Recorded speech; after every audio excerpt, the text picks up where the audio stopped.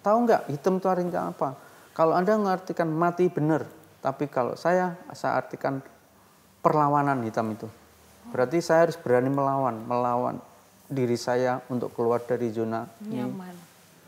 Harus berani melawan kompetitor. Kalau kita nggak berani melawan, ya hidup di tengah hutan atau di laut nggak ada ini gitu. Iya, betul. Ya sebetulnya sih karyawan itu nggak 100% uang yang dicari. Itu saya merasakan. Terkadang gajinya kecil aja dia loyal, dia disiplin, dia kerja. Pakai hati gitu ya Pak? Iya. Dengan hati yang... Iya, jadi nggak 100% uang yang dicari. Yang dicari terkadang itu ya diakui sebagai tim, ada kebersamaan, teamwork, dibimbing, diajarin, ditraining. Jadi ilmu yang dicari sama kalau saya dulu kerja dengan gaji 25.000, kalau kita mikir hanya uang, saat itu uang dan uang, pasti kurang. Buka tabung, buka iuran, buka gabungan. Satu outlet bisa 20 orang awalnya. Awalnya satu outlet bisa 20 orang. Masya Allah. Ini kan saya didik supaya dia mandiri. Iya, betul. Supaya keluar, dia ada pendapatan sampingan. Kalau itu untung, apalagi ya 10 juta, memang cari uang 10 juta juga berat juga. Tapi kalau kita nggak pernah nyoba, kan nggak ngerti. Nggak tahu gitu nggak ya. tahu. Tapi kenyataannya kan banyak ketagihan juga.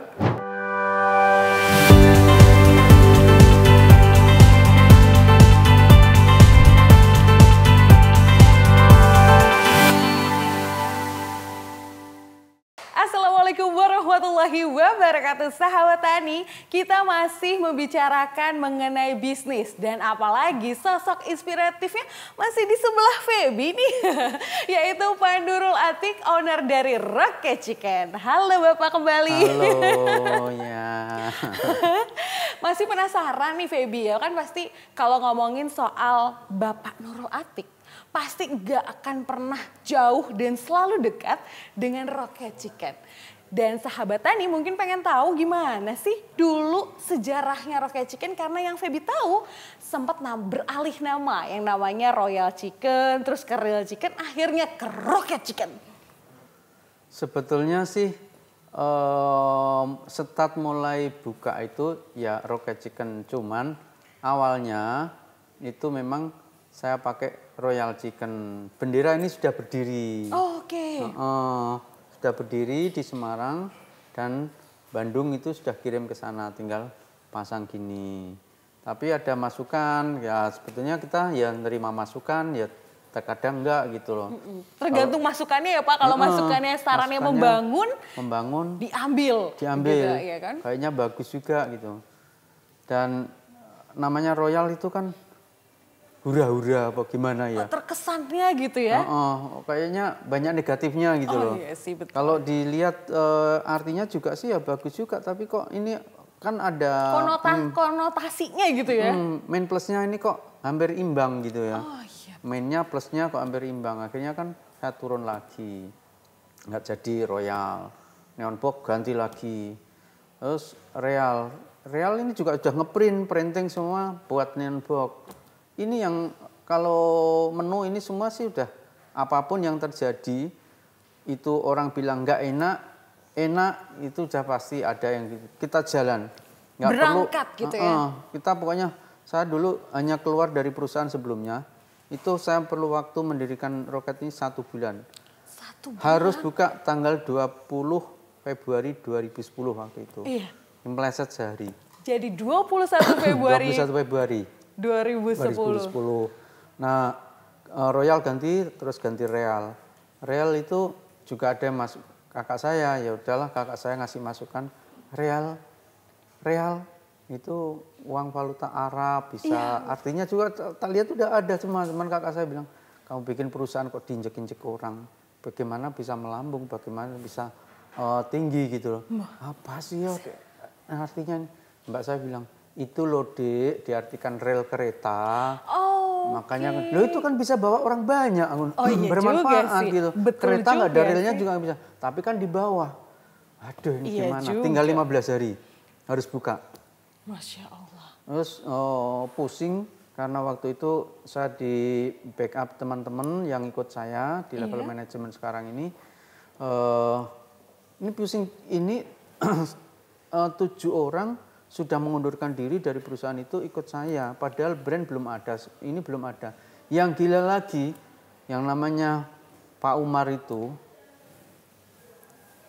dia keluar dari perusahaan yang dulu mau ikut saya, itu istrinya hamil 8 bulan, udah mau 9 bulan, udah mau lahiran. Sebentar lagi lahiran, berarti kan harus butuh biaya banyak untuk... Mestinya, ini gila loh, padahal dia nikah itu motornya nggak punya, apel aja pakai sepeda ontel, terus ya pinjem mertua gitu ya.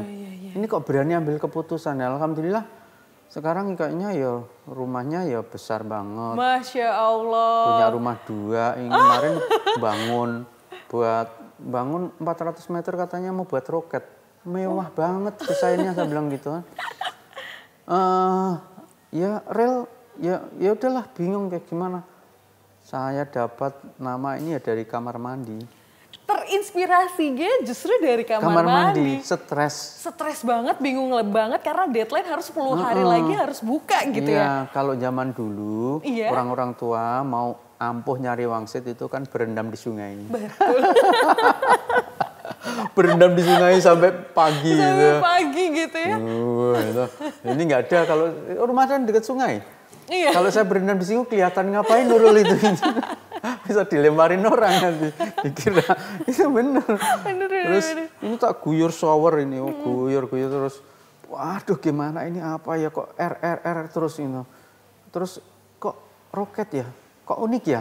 Aku jadi dulu inget waktu kerja dulu itu nama itu ada doa gitu ya. Nama adalah mengartikan betul. Apa? Nama itu nggak harus ada kaitannya. Ya sempat nama kok roket chicken, apa hubungannya sama ayam gitu.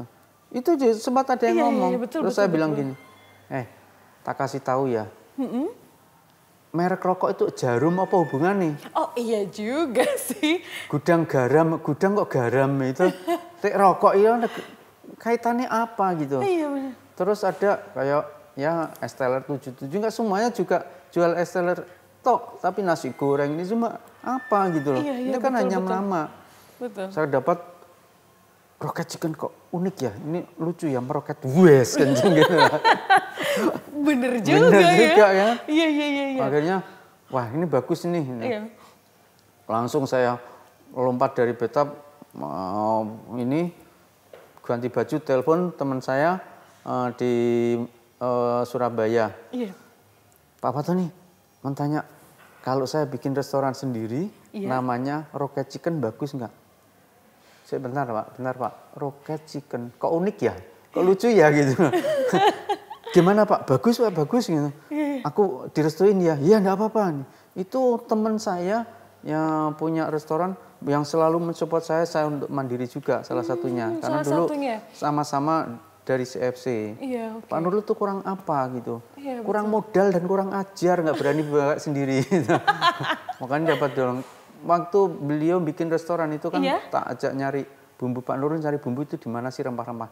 Di Jelambar Pak.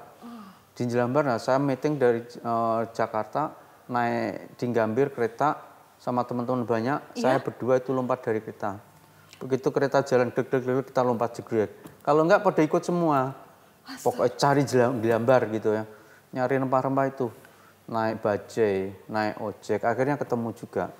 Jadi dapat rempah-rempah itu, cabai, pala yang sudah bubuk itu. Nah, itu ya beliau ya mensupport saya supaya maju. Nah, saya terus pernah nggak Pak lihat Royal Chicken yang sudah pakai? Belum pernah ya Pak. Nah, wes itu tak niatin wes Roket Chicken wes gitu. Roket Chicken. Nah, akhirnya kan saya buka. Iya. Dan ya, kamar mandi rumah itu hampir semua tak robohin waktu saya renovasi kecuali kamar mandi. Kecuali kamar mandi karena dapat inspirasinya dari kamar situ. Itu ya. Wow, luar biasa dan benar-benar meroket ini Pak. Ya. Wah.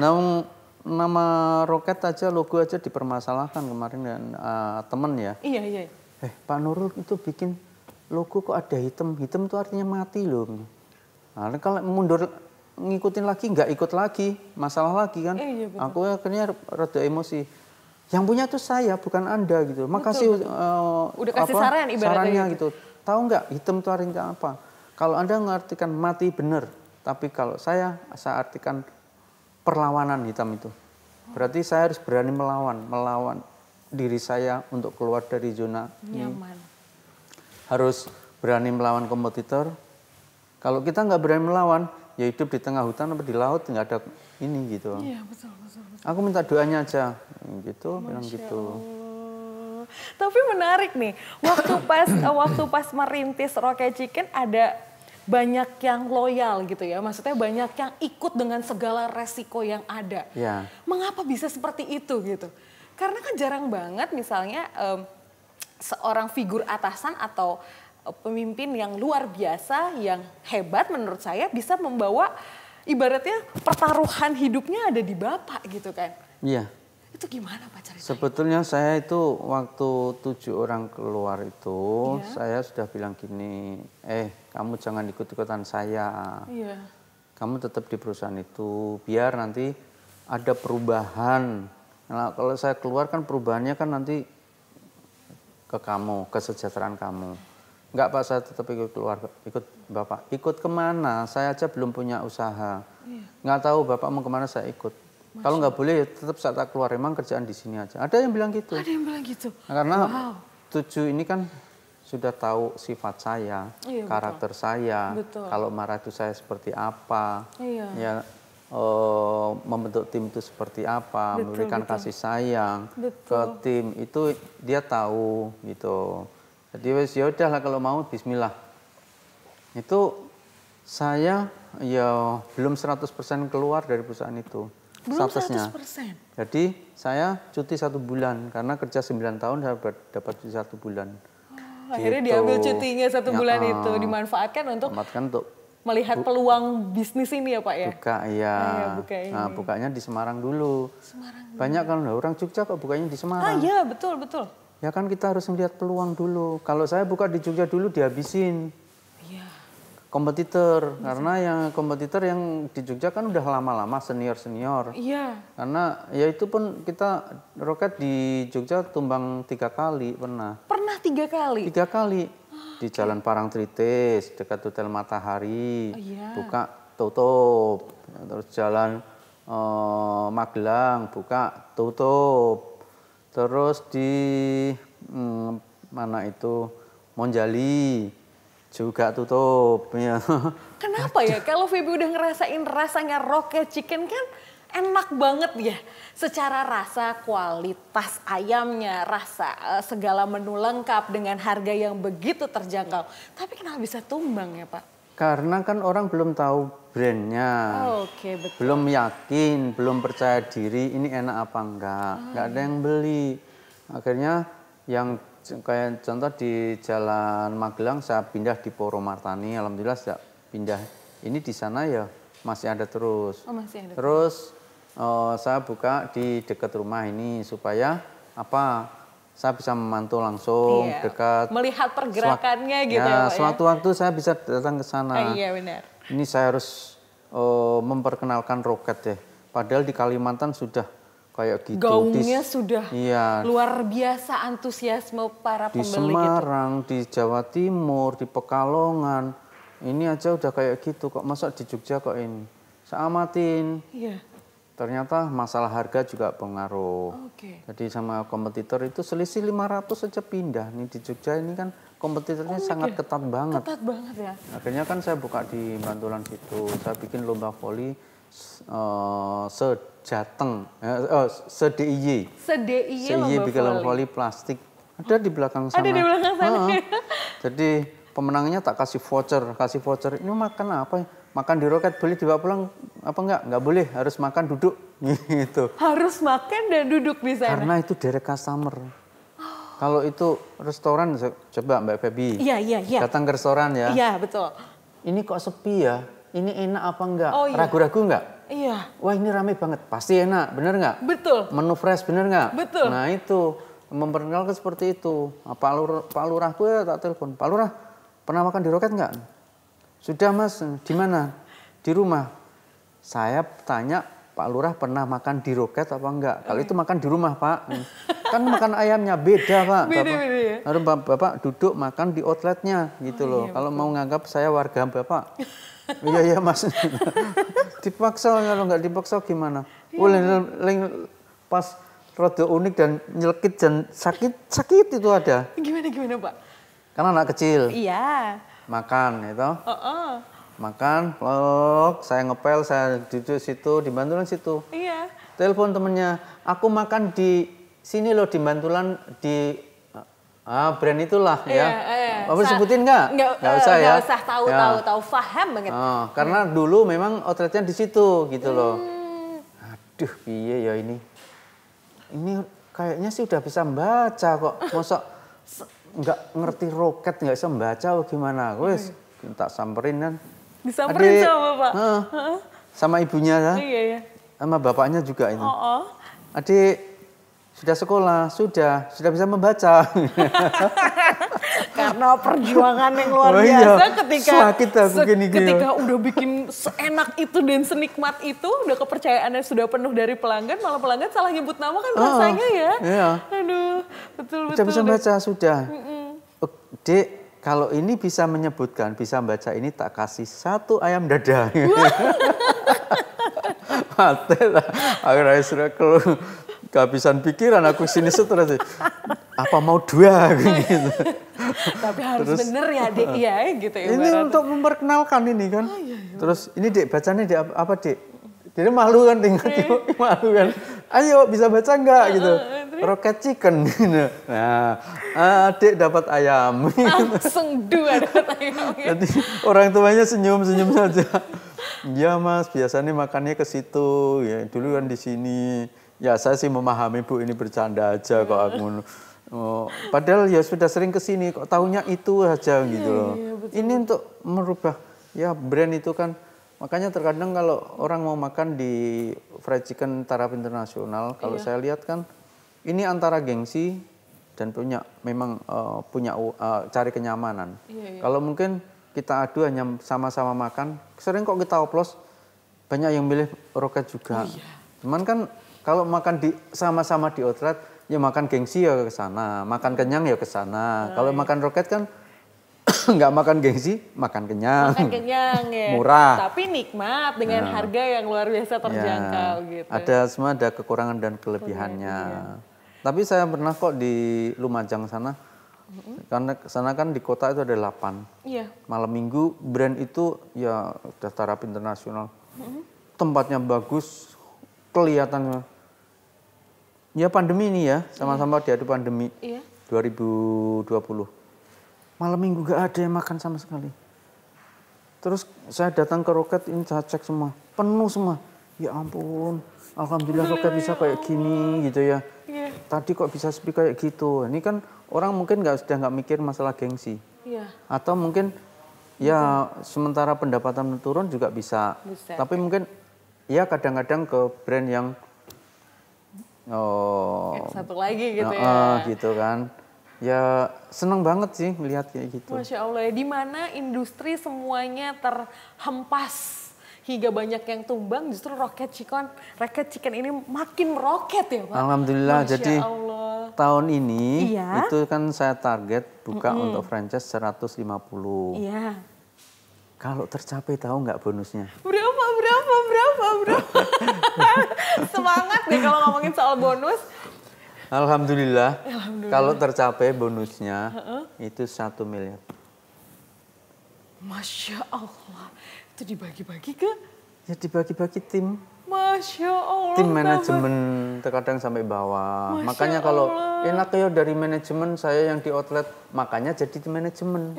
Kalau saya gitu, enak ya regional manager, area manager gajinya gede. Makanya kamu jadi regional manager. Dia juga perlu proses. Tidak mak bedunduk jadi regional manager. Nggak kan ujuk-ujuk gitu jadi manajer. Ujuk-ujuk itu dari bedunduk ya. Iya benar. Itu kadang. Dia perlu proses. Dia perlu contoh tadi. Mau istrinya mau melahirkan, dia keluar. Yang belum tahu mau seperti apa. Arahnya kemana gitu. Ini prosesnya akan seperti apa gitu ya. Gitu. Wow.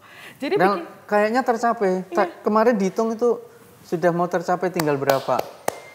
Masya Allah. Jadi memang benar ada orang bilang yang bisnis pandemi nggak pandemi sama saja, ada seperti itu. Tapi mungkin ya kita harus ngerubah, kalau itu offline ya kita tambahi online. Masya Allah.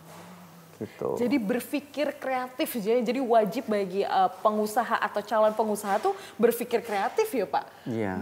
Tapi ini menarik, intensif 1 miliar, Masya Insentif. Allah. Iya kan insentif tuh Iya. kan itu kan, 1 miliar.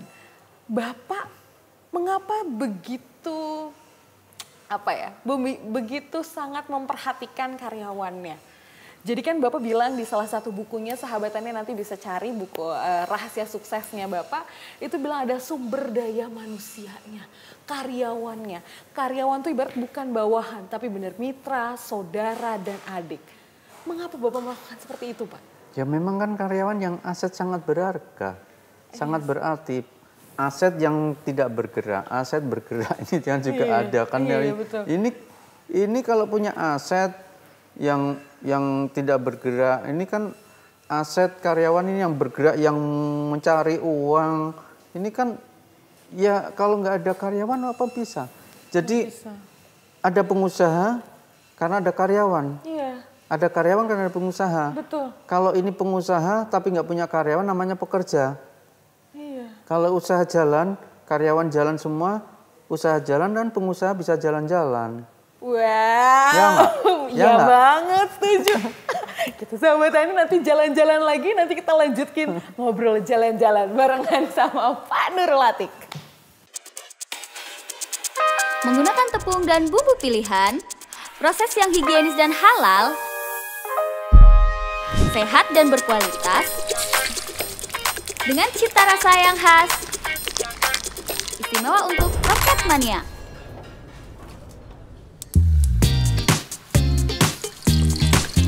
Crispy, renyah, crunchy, dan banyak varian. Sejak 21 Februari 2010, fast food restoran dengan harga terjangkau untuk kamu semua. Roket Mania Indonesia. Roket Mania luar biasa. Sahabat Tani, sumber daya manusia itu adalah aset yang luar biasa. Tadi Bapak juga udah sampaikan ya Bapak Nurul Atik ya, itu harus amat sangat berharga gitu ya. Makanya kompensasi, insentif menjadi semangat. Ya kan Pak? Tapi penasaran Feby, bagaimana sih Pak Bapak Nurul Atik ini membangun semangat, loyalitas karyawan-karyawan untuk tetap di hatinya tuh roket chicken gitu? Ya sebetulnya sih karyawan itu nggak 100% uang yang dicari. Itu saya merasakan. Terkadang gajinya kecil aja dia loyal, dia disiplin, dia kerja.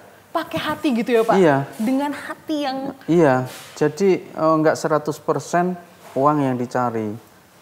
Yang dicari terkadang itu ya diakui sebagai tim, ada kebersamaan, teamwork, dibimbing, diajarin, di-training. Jadi ilmu yang dicari sama kalau saya dulu kerja dengan gaji 25.000, kalau kita mikir hanya uang, saat itu uang dan uang, pasti kurang, tapi ilmunya ada. Makanya baru bermanfaat sekarang merasakan, oh ternyata dulu yang digembleng kayak gini, ilmunya saya terima gitu loh. Ibaratnya sekarang menikmati hasil jeripayah perihnya hati gitu ya Pak. Jadi di Roket itu kan juga ada training center yang harus saya tanyakan, people produce people. Training lah saya minimal seperti saya. Training lah bawahan Anda seperti minimal seperti kita. Punya ilmu sebanyak pun, seapapun untuk operasional, kasihkan timnya supaya sama-sama bisa. Itu kan fungsi training itu kan untuk perusahaan juga ada perlunya, untuk karyawan juga ada perlunya. ada gunaannya gitu loh. Masya Allah. Tapi gimana sih Pak caranya gitu menjadi pemimpin yang hebat? Karena Bapak sempat bilang kalau marahilah kesalahannya, bukan kepribadiannya, tapi kebanyakan. Itu atasan tuh selalu setelah kesalahan, kepribadian yang diserang. Ya kalau dulu saya marah itu ya sampai fisik juga loh. Kadang itu iya, marah dulu kalau kerja profesional ada yang nyuri tak guyur air dari tempat cuci piring yang kotor banget itu. Karena kan dia yang untung cuma dia, yang rugi kan banyak. Betul. Tapi itu saya rubah, saya harus keluar jiwa saya kadang sebagai bapak, terkadang sebagai ibu, terkadang sebagai atasan, terkadang sebagai teman. Penting sekali. Gitu. Jadi kalau saya sekarang mungkin ada kesalahan, tim saya itu sebenarnya sudah tahu. Kalau saya datang diem, itu ini mesti ada masalah daripada ini gitu loh. Dan saya kira jarang sekali masalah sih. Alhamdulillah. Jarang sekali saya nggak pernah ini marah-marah gitu. Tapi penting ya marahilah kesalahannya. Kadang kan jadinya yang lalu-lalu jadi terungkit-ungkit, kesalahan yang lalu-lalu jadi apa ya? Jadi stigma, membuat stigma kita menjadi lebih negatif di halayak ramai gitu. Sekarang kalau dia kerja itu di perusahaan saya, ibaratnya ya. Dia ada salah. Betul. Sudahkah saya pernah mentraining? Sudahkah pernah saya mengingatkan? Sudahkah pernah kita bimbing, kan gitu. Iya. Kalau belum belum bisa, belum pernah diajari, belum di-training, kesalahan siapa? Kan kesalahan saya. Oh iya, benar. Nggak mungkin kan dia yang ibaratnya anak kecil mau belajar jalan, merangkak, ditetah, di ini supaya bisa berjalan. Betul. Nah ini kita sudah training seperti itu belum? Makanya terkadang ada orang komplain, gimana sih servisnya jelek gini. Kita sudah handle, kita sudah jelasin. Namanya terkadang orang itu kan kadang naik turun ya prestasi kerja itu sudah pasti. Dan itu pun saya handle langsung, kritik dan saran saya langsung. Terus kalau nggak selesai saya baru muncul, maaf Pak, Bu, saya Nurul Atik selaku owner Rocket Chicken, kesalahan di saya. Bukan kesalahan staf saya. Mungkin karena saya belum pernah tatap muka si A ini, belum pernah mendidik. Akhirnya, masa yang punya roket cembek kayak gini gitu langsung. Ini orang yang memberikan kritik, ini semua itu orang yang peduli ke roket. Bukan membenci. Karena meluangkan waktu, meluangkan energi, biaya. Untuk menjelaskan, untuk memberikan saran kritik yang membangun gitu ya Pak ya. Jadi saya yang salah gitu loh, belum memberikan training. Nah, cuman kalau biasanya saya nggak ada toleransi kalau masalah mencuri. Itu kalau dia mencuri, dia menyalahgunakan yang hal seperti itu, kita nggak ada training lagi, tidak ada toleransi lagi, pasti hilang. Ya karena itu nggak ada toleransi. Nggak ada toleransi. Seperti kita juga tidak boleh mentoleransi pencuri uang rakyat. Ya. Baik sahabat Andi, nanti kita lanjut lagi ke keresahan milenial.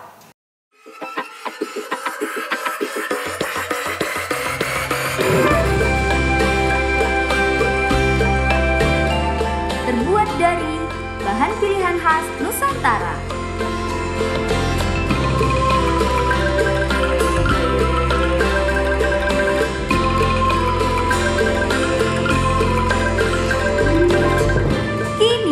Rocket Chicken dengan bangga mempersembahkan ayam geprek sambal terasi.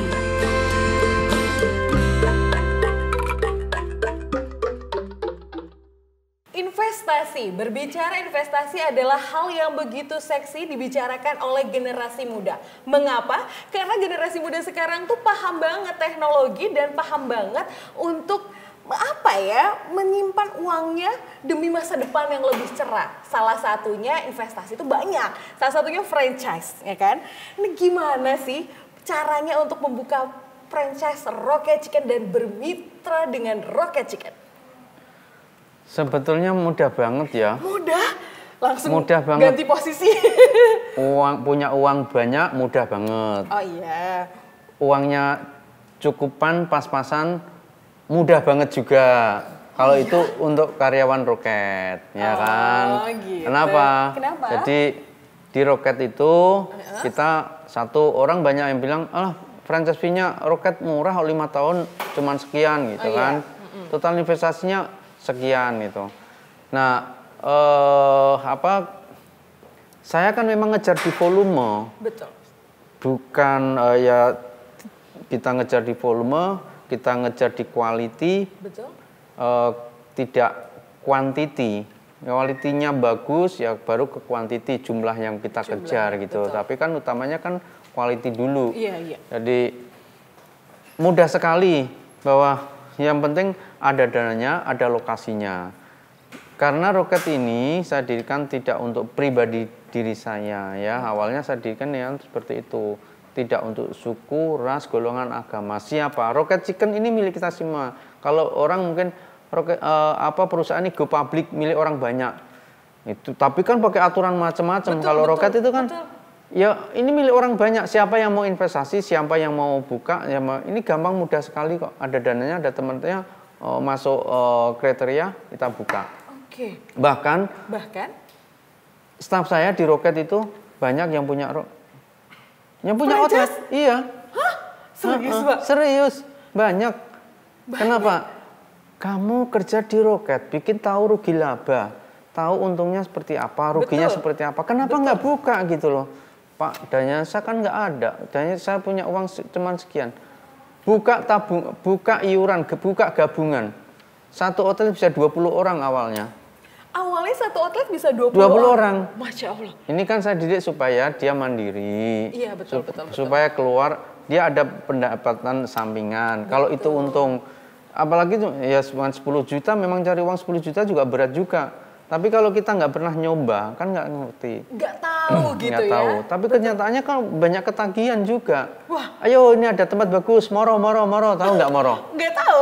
Modal rombongan. Moro. Outlet moro gitu. Outlet rombongan 10 orang, 5 orang kayak gitu. Oh, bisa. Iya, kalau untung silahkan, kalau rugi ya risiko. Iya, betul. Saya bilang gitu.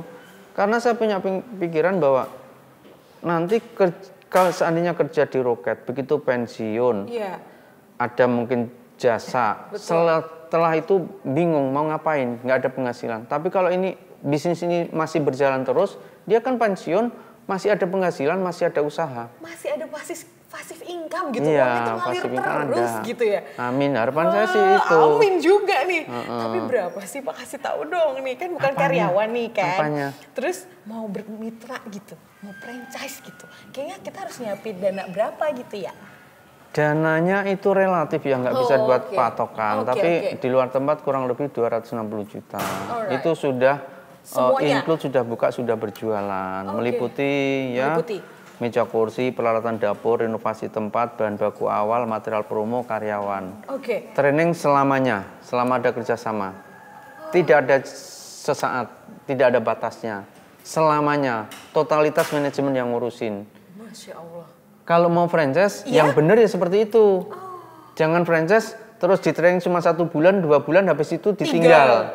Apalagi suruh beli peralatan sendiri loh. Ini mau franchise apa bangun sendiri? Kan mendingan orang mau franchise ini sudah pasti punya uang. Kalau suruh kayak gitu, mendingan wong itu belajar lewat Google aja, Mbak Google aja bisa kan. Mau bikin fried chicken bumbunya apa sih? Cari Mbak Google bisa. Langsung dapat informasinya gitu. Yang sulit itu kan memanage tim, memanage perusahaan. Betul. Itu yang perlu. Kalau orang bangun kan gampang. Ini yang sering gitu kayak. Jadi anggaplah supermarket yang menjamur udah puluhan ribu itu kan totalitas manajemen yang ngurusin. Kalau namanya franchise ngurusin terjun langsung ngapain gitu? Iya, mending dari nol ibaratnya gitu ya. Itu yang enak di Roket. Dananya berapa, lokasinya mana, kita kerjain semua. Kalau ada hasil hari itu juga, besok ini hasilnya langsung ditransfer ke ownernya. bukan ke rekening saya. Oh ya? Ya sama aja buka warung sendiri toh. Iya. Cuman nggak ngurusin manajemennya, nggak ngurusin produk, kita Nggak ngurusin karyawan bahan kita yang baku, ngurusin. nggak ngurusin semua, pokoknya diurusin sama Rocket Chicken gitu ya. Bukannya ini mitra omsetnya masuk ke rekening saya, bukan. Baru Waduh. nanti di-spare ke mitra gitu ya. Kalau hilaf biasanya orang hilaf gimana? Bahaya nggak? Bahaya banget, uang yang tadinya diinvestasikan buat masa depan yang lebih cerah, jadi gelap nih Pak, bisa hawa-hawanya. gelap itu bahaya Gelap karena gulita. uang itu terkadang bisa bicara, terkadang diem yang menghanyutkan. Iya Pak. Itu kita nggak mau pegang uang orang. Makanya saya mendirikan perusahaan itu company, bukan company. Perusahaan. Mah perusahaan, kalau company mah penjajah. Nah itu. Makanya saya Astagfirullahaladzim. sama supplier saya sama ini. Awas ya sampai ninggal nota 2, 3 nggak ditagih, rata bayar sekalian. Jadi saya pengennya barang datang bayar cash, barang datang bayar cash. Ngapain ada tempo, ngapain ada bunga, dikasih kredit 2 minggu nggak ada artinya. Bunga bank buat apa bunga? Ya gitu kan, kan mendingan di barang udah. Bayar biar perputarannya juga jadi baik, betul ya Pak ya? Betul, sudah sehat. Nah kalau itu perusahaan itu kita contoh punya utang. Betul. Punya utang ya, perusahaan ini perusahaan besar, kita perusahaan kecil. Punya utang, itu utangnya itu susah itu, blacklist, repot nggak? Repot. Karena kita sangat memerlukan juga. Iya. Apalagi dengan pinjol sekarang itu. Aduh. Banyak banget Pak kasus blacklist, potong gini, dicari wanted ini. Itu kan udah malu bener. Sama lah seperti itu. Kita perusahaan kecil, kalau itu perusahaan besar sampai kita punya utang ke perusahaan besar, ya diperlakukan bisa seperti itu. Susah itu perusahaan itu kalau ditagih utangnya. Makanya saya nggak boleh ada utang. Nggak boleh barang datang bayar langsung. Cash on carry gitu ya. Biar semuanya jadi lebih mudah. Carry, mobil carry itu. bukan Pak, bukan. Bukan mobil carry atau nanti carry. Carry. Aduh, nah mungkin sahabat Tani juga kan biasanya bicara tentang peternakan gitu ya, perikanan, pertanian. Penasaran sama bicara bisnis. Kalau mau jadi pemasok nih kan, pasti kan butuh ayam yang luar biasa skala besar. Dan punya harus kontinuitas karena kan terus berproduksi, terus buka cabang, terus outletnya tambah banyak gitu ya. Merajai Indonesia dan go internasional, amin gitu kan ya. Itu ada syarat dan ketentuan berlaku nggak sih buat jadi pemasok ayamnya Rocket Chicken? Jadi kalau petani, peternak, pembesar untuk ayam, itu tidak masuk ke perusahaan saya langsung, secara langsung tidak. Jadi biasanya kan ada RPA yang plasma kayak gitu. Jadi petani ini larinya ke RPA. RPA setelah dipotong baru ke tempat saya. Pengennya kalau saya dulu, seandainya saya kondisi kayak gini masih usia 20 tahun, mungkin saya garap dari hulu sampai hilir. Masya ya Allah, kan? Masya Allah. Anggaplah contoh, pemotongan ayam sehari 15.000. 15.000. Ya, ini wilayah sini gitu ya. 15.000 kalau itu untung bersih seandainya 500 atau 1.000. Ini kan seandainya aja. Seandainya ya. Kita berandai-andai. Kan bisa. Bisa menciptakan lapangan kerja, menarik dari peternakan, RPA-nya, drivernya, pencabut bulu, semua kan ada. Syukur-syukur punya lahan buat tanam jagung. Kenapa sih ayam di Indonesia kok tinggi? Iya, kenapa ya? Berhasil murah. Karena pakan utama ayam itu jagung. Dari jagung juga. Jagungnya impor. Bumbunya, bahan makanan ini impor. Padahal Indonesia itu kan ya sumber agraris, daya sumber alamnya tuh banyak. bagus gitu, surga gitu ya Pak. Kenapa jagung kok ya impor itu kan? Jadi mahalnya di situ. Oke, baik.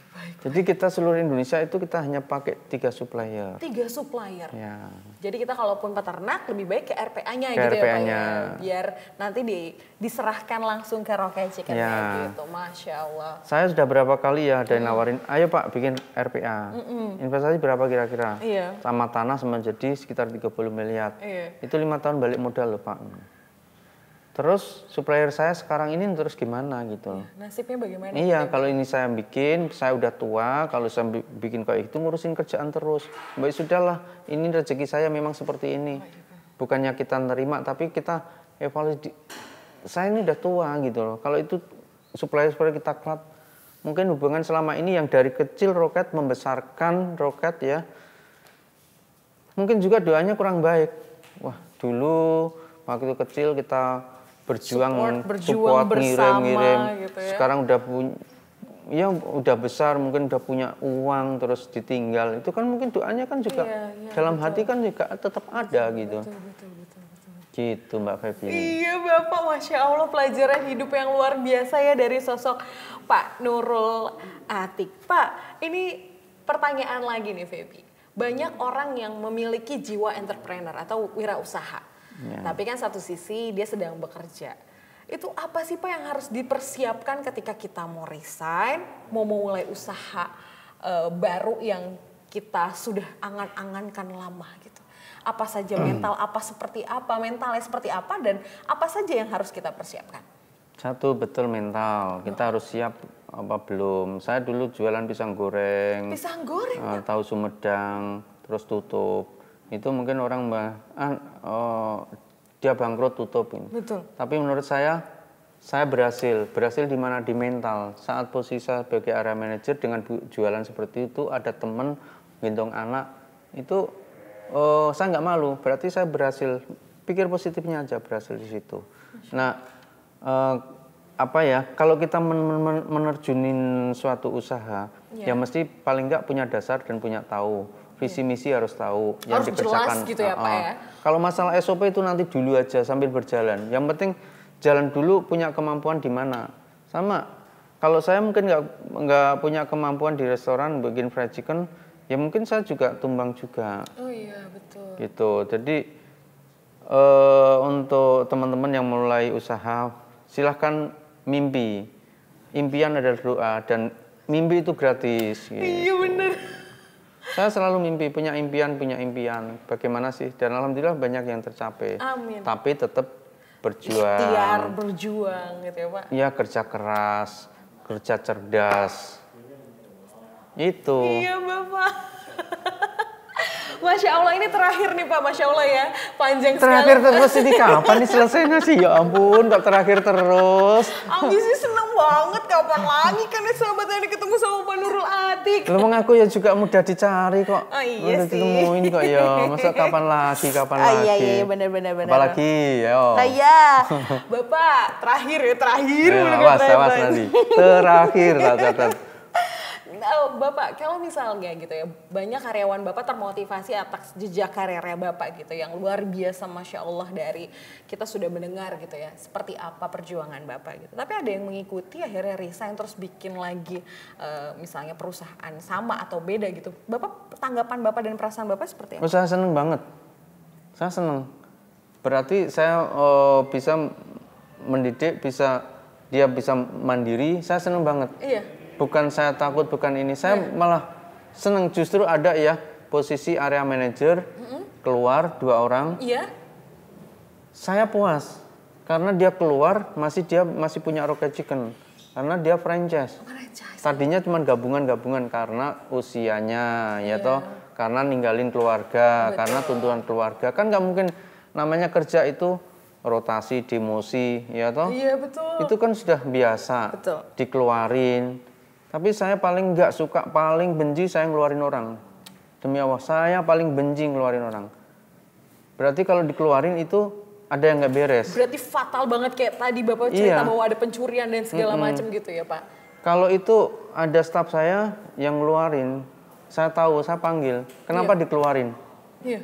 Karena dia gini, kenapa kayak gitu? Ibaratnya kalau karyawan ada mencuri, ibaratnya ada pencuri, itu kan kurang ronda, kurang penjagaan, kurang kontrol.